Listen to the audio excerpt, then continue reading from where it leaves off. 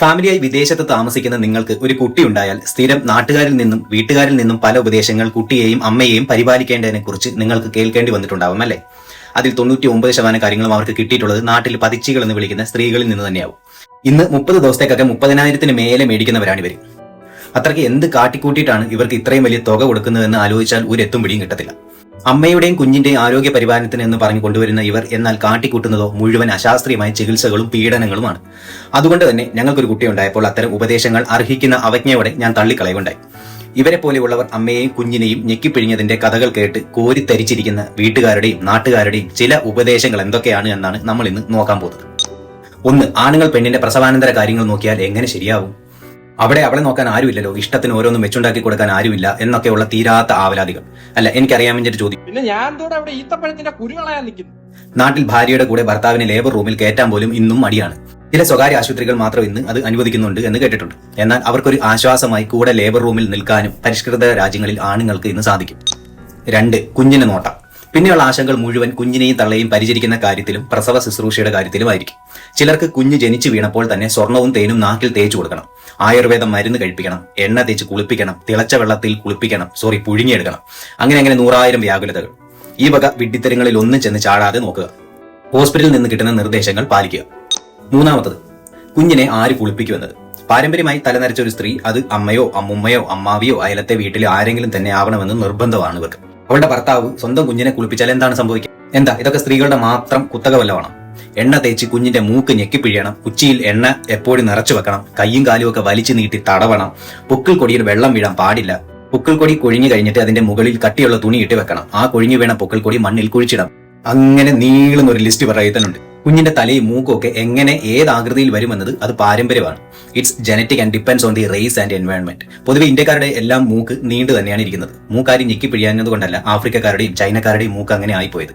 സ്വാഭാവികമായി വരുന്ന രൂപം എന്ത് കാണിച്ചില്ലെങ്കിലും അങ്ങനെയേ വരും.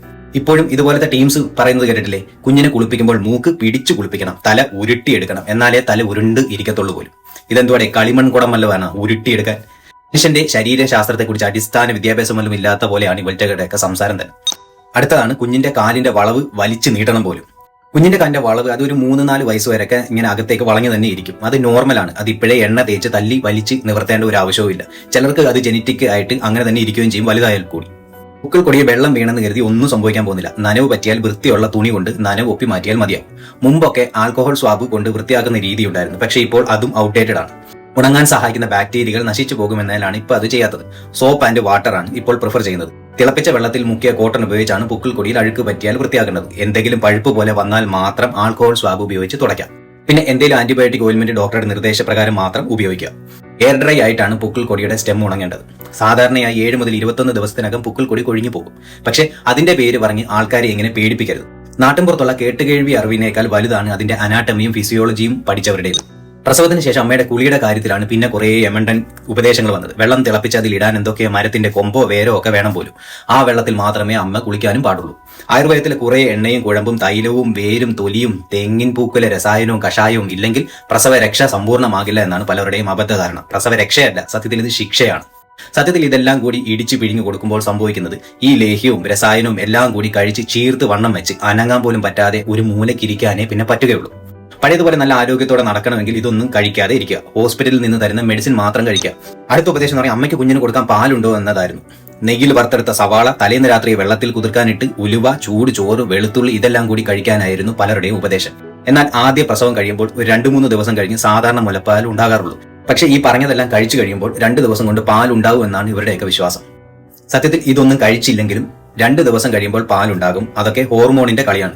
നെയ്യിൽ വറുത്ത സവാള കഴിക്കുമ്പോഴോ ഉലുവ ഉരുട്ടി കഴിക്കുമ്പോഴോ അല്ല പാലുണ്ടാകുന്നത്. അമ്മയ്ക്ക് വയറിളക്കാൻ മരുന്ന് കൊടുക്കണമെന്നായിരുന്നു വേറൊരു ഉപദേശം.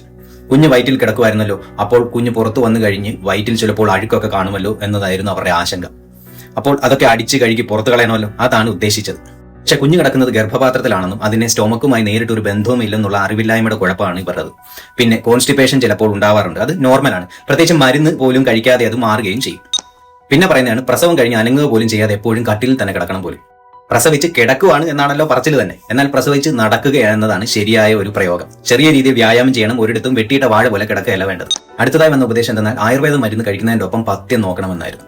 അതായത് മാംസാഹാരങ്ങൾ, വറുത്ത ഭക്ഷണങ്ങൾ, എരിവ്, പുളി ഒന്നും കഴിക്കാൻ പാടില്ലത്രേ. വയർ ശരിയാവുന്നവരെ നോൺ വെജ് കഴിക്കാതെ ഇരിക്കുന്നതാണ് നല്ലത് എന്നായിരുന്നു ഉപദേശം. കുഞ്ഞു വയറ്റിൽ അതായത് സ്റ്റൊമക്ക് കിടക്കുകയായിരുന്നു എന്നുള്ള അബദ്ധധാരണ കൊണ്ടുള്ള പ്രശ്നങ്ങളാണിതെല്ലാം.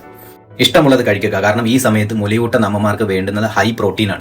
ഗർഭിണിയായിരിക്കുമ്പോൾ കഴിച്ചതിനേക്കാൾ കൂടുതൽ പ്രോട്ടീനും കൊഴുപ്പും ഇപ്പോൾ അവർ കഴിക്കണം. കാരണം അവർ മുലപ്പാല് കുഞ്ഞിന് കൊടുക്കുന്നവർ. ഇങ്ങനെ എത്ര പറഞ്ഞാലും തീരാത്തത്ര വിവരക്കേടുകളാണ് കേട്ടറിവിലൂടെ പാരമ്പര്യമായി നമ്മുടെയൊക്കെ വീട്ടുകാരും നാട്ടുകാരും പിന്തുടർന്നു പോരുന്നത്.